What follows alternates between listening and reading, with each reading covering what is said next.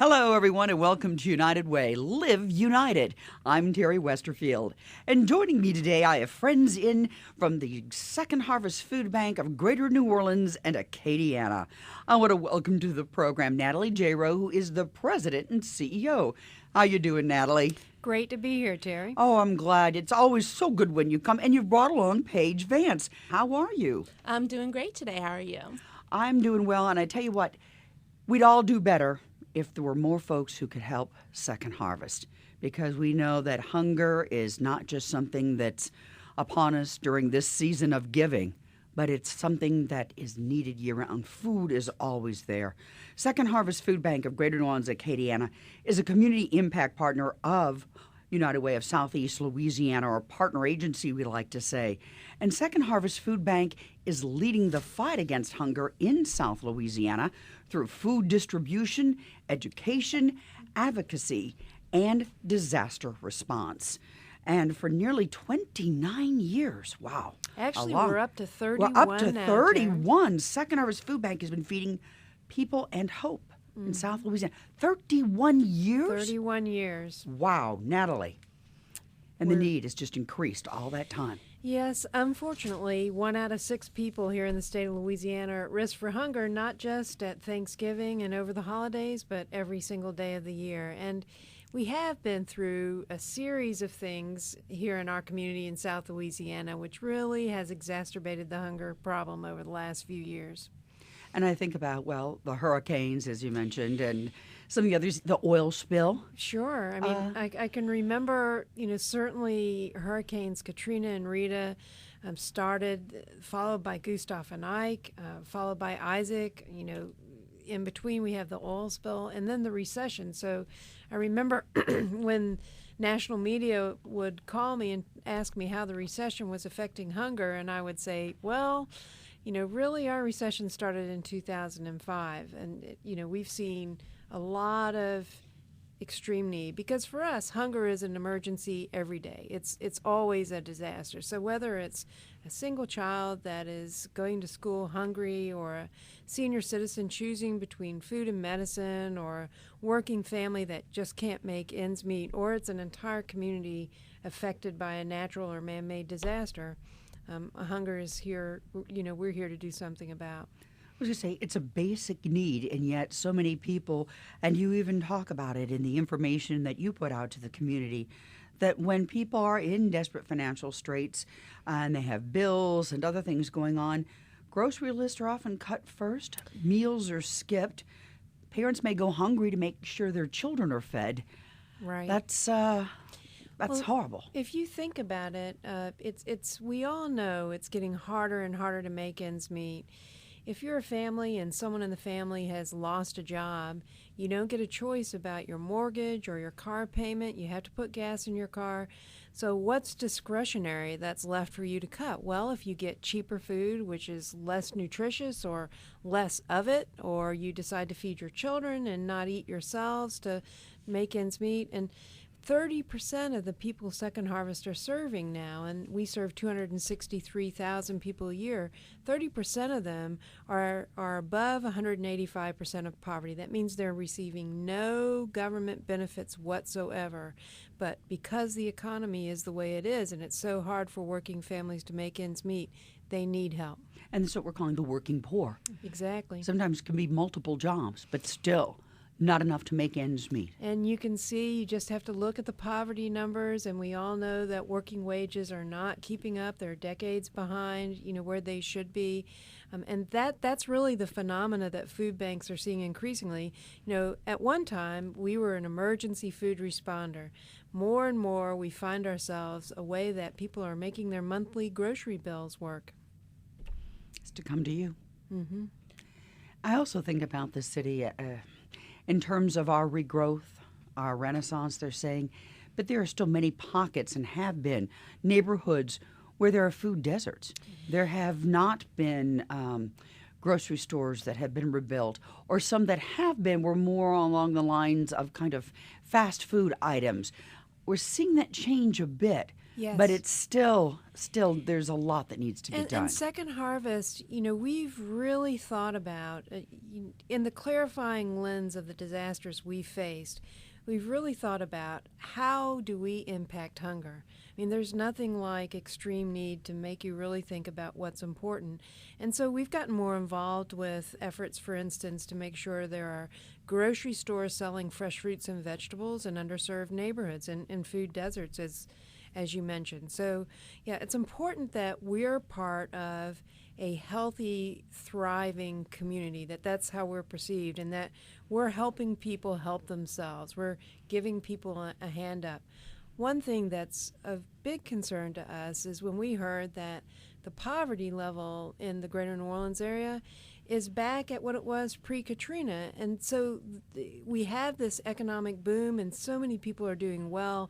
We're so proud of our community. In some respects, since all of Second Harvest support comes from private sources, it's been wonderful for us, new corporations and partners, to work with new sources of volunteers.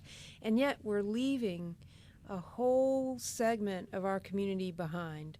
And they're kind of hidden. There's such a gulf between those that are doing well and those that are just desperately struggling to make ends meet.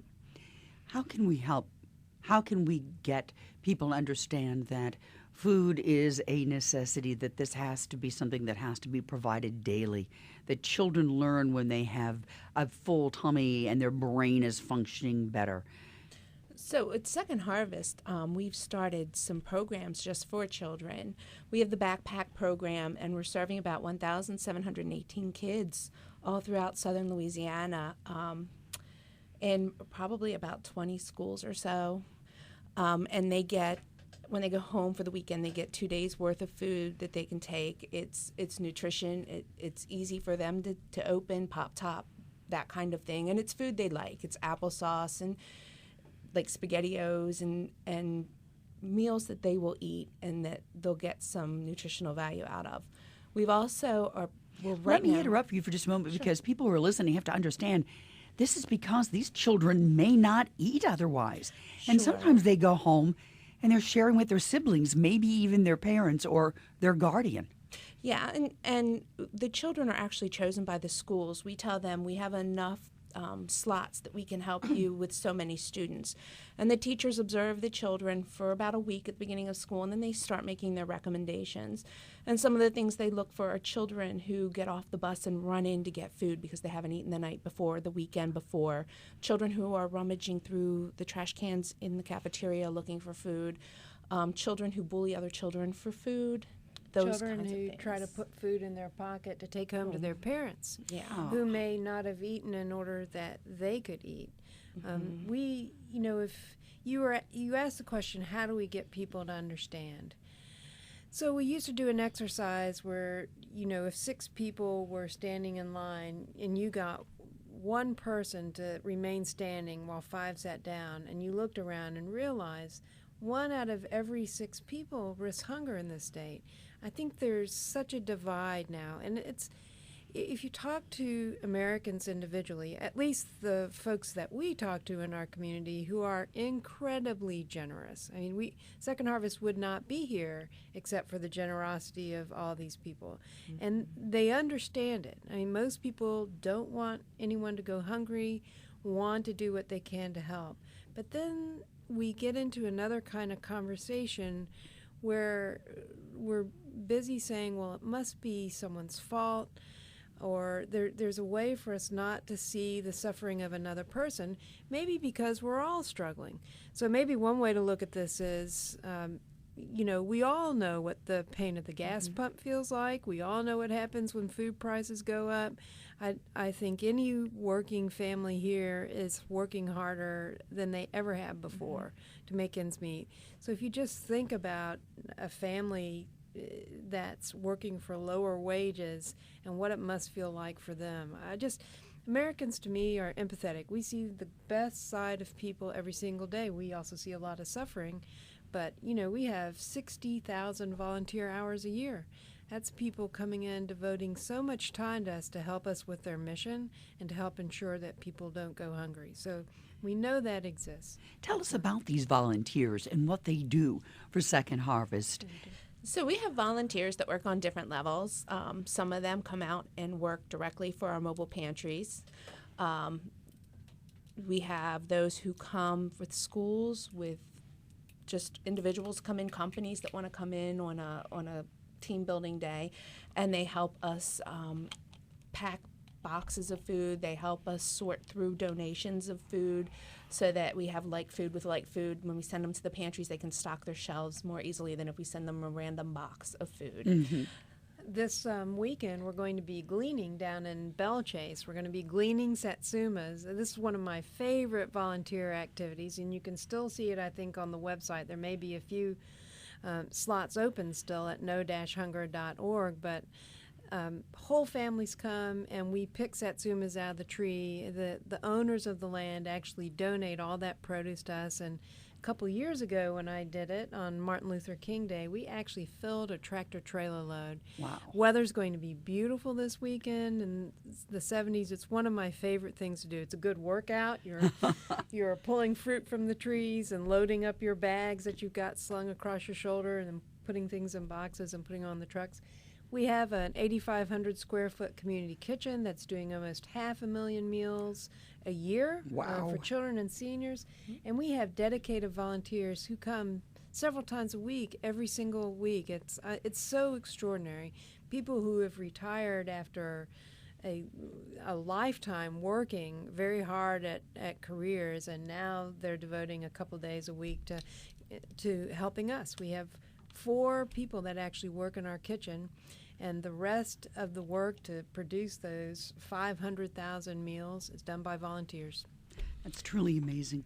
Now, you're talking about, oh, I'm sorry, go ahead. We also have volunteers who are working with our SNAP outreach team, answering phones to help folks apply for SNAP, or formerly known as food stamp benefits, since we can do that over the phone for anyone in Louisiana.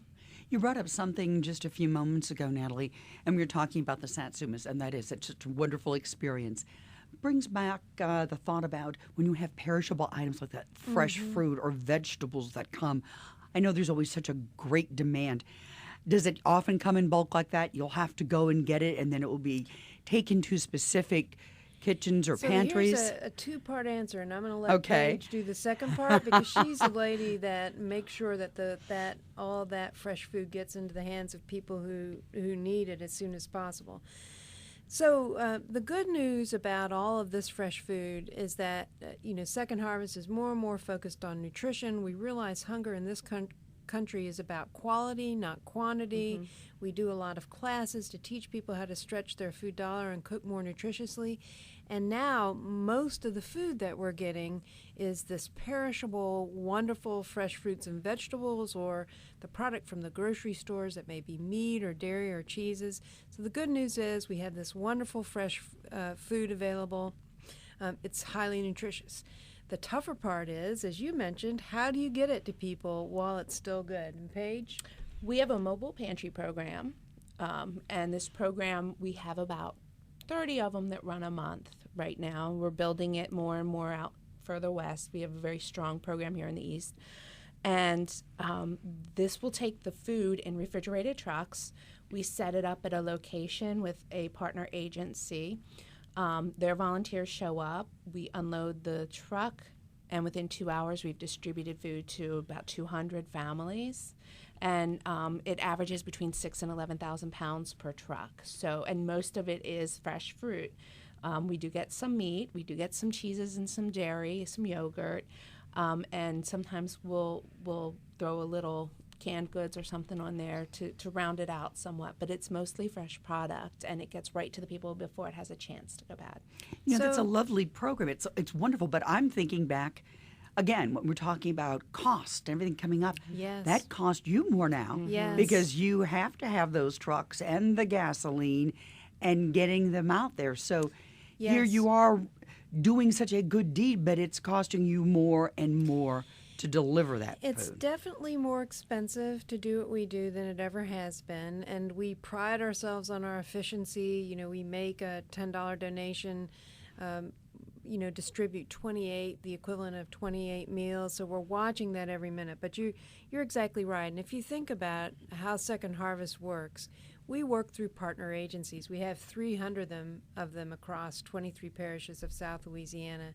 So you know who these are. They're everyone from Covenant House and Bridge House to small church pantries and community-based organizations, neighborhood-based organizations scattered throughout the southern part of the state.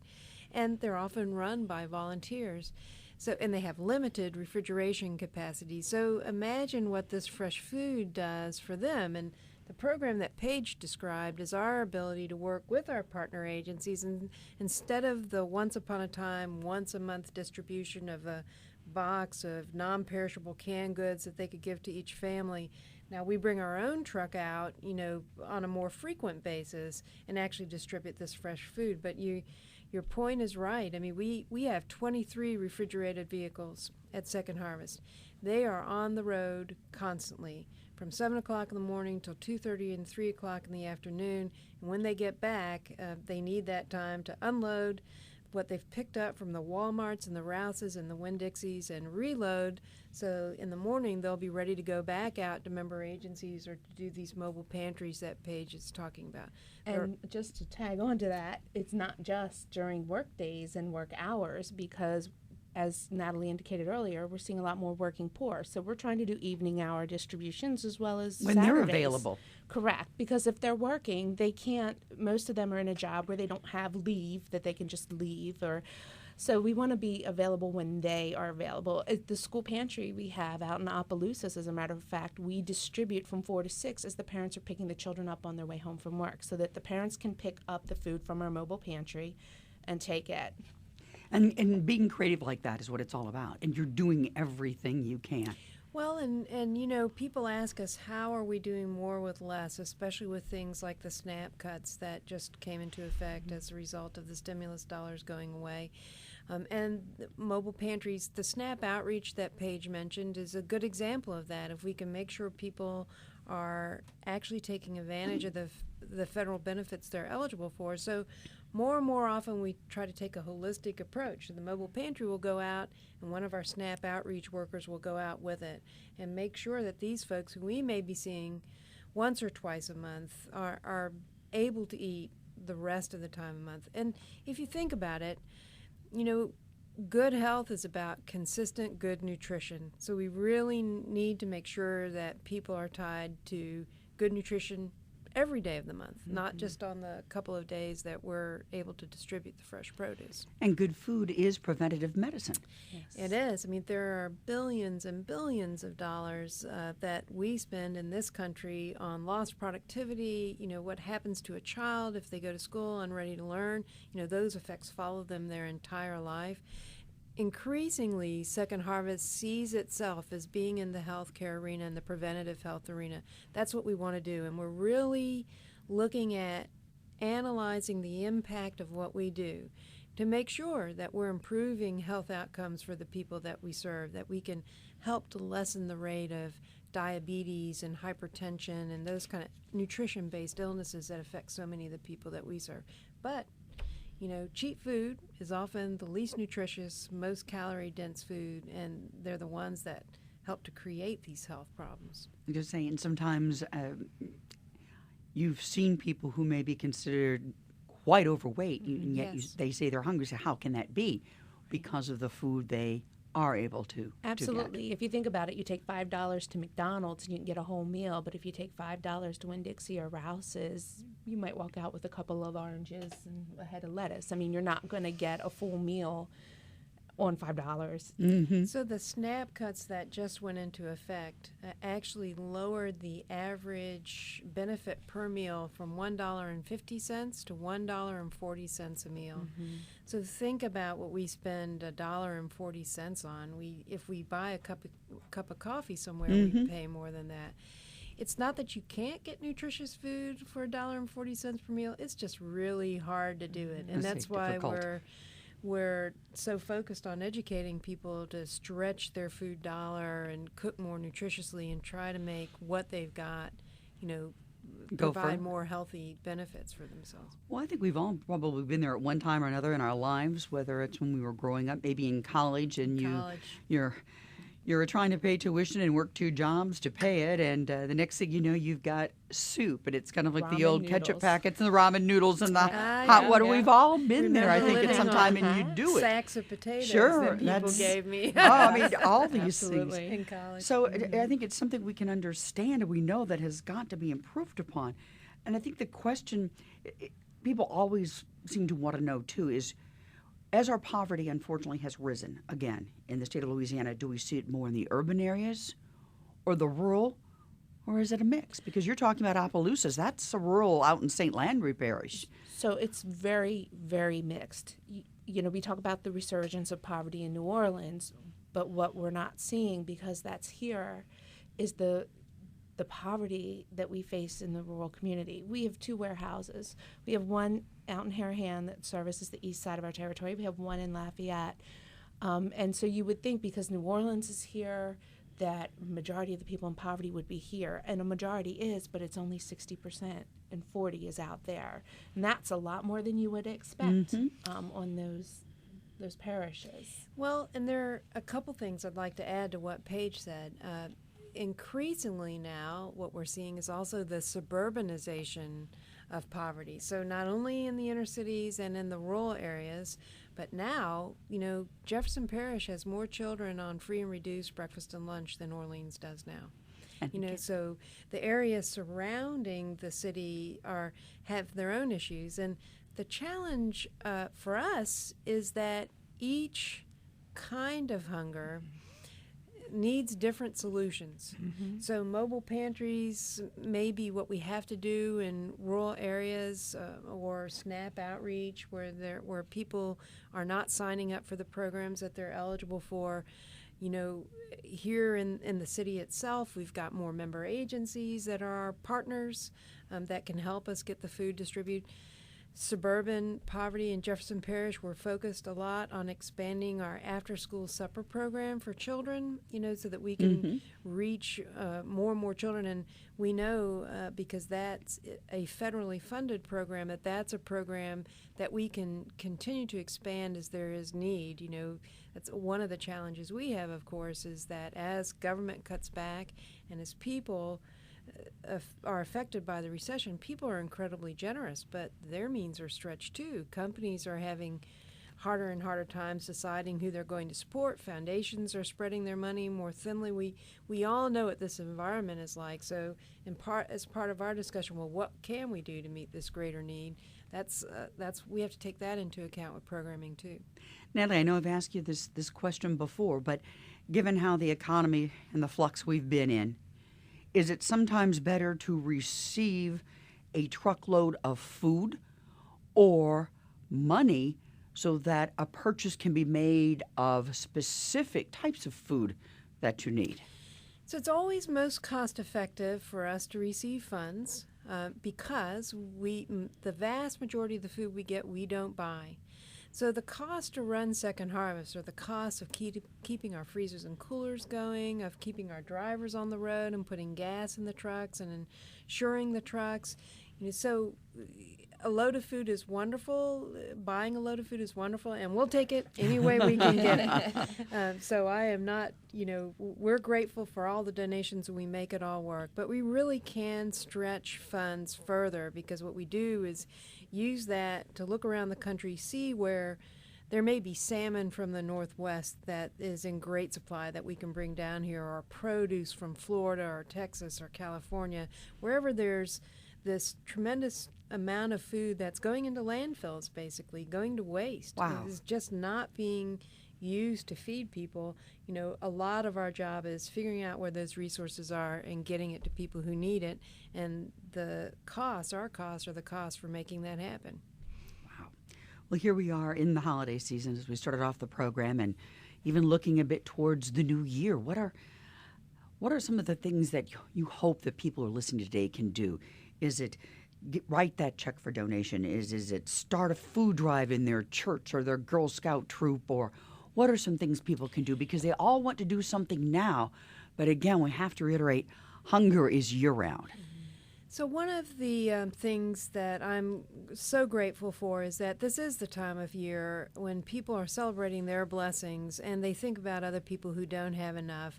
So, we actually, frankly, do most of the fundraising that pays for our operations year round, in the last 3 months of the year. So, certainly funding is great. And we have a great new way to get connected to Second Harvest, and that is to text FEED to 80088, and then you're asked if you want to join our online community, and you can always say no. So this is not a case of you're being forced to do anything if you do this, but it's an online community that gives you the opportunity both to donate funds or to find out what's happening, what kind of special events may be coming up, what kind of volunteer activities you can sign up for. That's one thing we didn't mention with volunteers. The special events like Harvest of Music that just finished they're really possible because of the volunteers we have. So we're giddy about our online community now as a way to stay connected to Second Harvest. Certainly always at our website, no-hunger.org, you can see what volunteer opportunities are. Volunteers are what makes things possible for us. Donations of funds. There are many, many schools that do food drives at this time of year. We receive about 500,000 pounds of food every year from food drives. So if you think about it, we're distributing 24 million pounds, or the equivalent of 20 million meals. 500,000 of that comes from the generosity of schools and people who put bags out for Letter Carriers Day and things of that nature.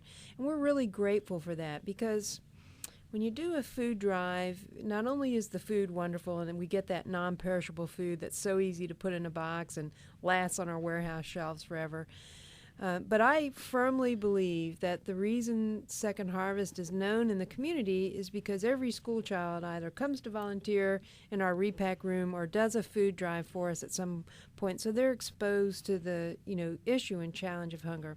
And then lastly, I'd say we've become aware that we can't end hunger from Second Harvest. It's a collaboration. We collaborate with all these private people. We collaborate with United Way, that we're thrilled to be a partner with. We collaborate with the government. And people, we really appreciate people raising their voice to say, we do not believe people should be hungry in this country, and certainly not in South Louisiana. So as we make those difficult decisions to live within our means as a country, we don't think that cutting nutrition benefits is a thoughtful, smart thing to do, because the results down the road will just be more hunger, more poverty, and less good for all of us as a country. So, I'd love to see the SNAP rolls plummet, and that will happen when this economy is strong enough and there are good jobs out there that pay families living wages so they can provide them for themselves and their families again. Be independent and self-sufficient, which is our mission, yes. And a good education is how you get a child ready to do that kind of work. And again, that child needs to be fed. It needs to have that brain power being developed. Right. Ladies, we are almost out of time, but please, Paige, one last time, if you want to add a few thoughts. Well, I just think that, as Natalie said earlier, if you will always take the food, definitely, but when you donate the money, it also allows us to be a little creative and to create programming that can help children and seniors and families too. Backpack, we have 9-a-day programs that give 5 pounds of produce to Head Start children every week, and they take a recipe home to mom and they fix it together after they've learned about that vegetable. Say it's carrots, they learn about the color orange, they learn what carrots can do for you, and then they go home and they make it with mom. We're feeding seniors out of the kitchen, and there's just so many more things that we'd like to be able to do, and the funding would definitely allow us to open those creative gates and run with it and feed more people. Well, please know that you can go to your website, no-hunger.org. And also know that you can go to our website, UnitedWaySELA.org. We're in the middle of a workplace campaign, and support Second Harvest Food Bank of Greater New Orleans and Acadiana. Well, to all who are listening today, thank you so much for joining us, especially Natalie Jaro, who is the president and CEO of Second Harvest Food Bank of Greater New Orleans and Acadiana, and welcome to Paige Vance, who is the community outreach manager. Second Harvest Food Bank is a community impact partner or partner agency of United Way of Southeast Louisiana. Ladies, I hope you'll join me now. I'm Terry Westerfield, and for United Way, let's live united.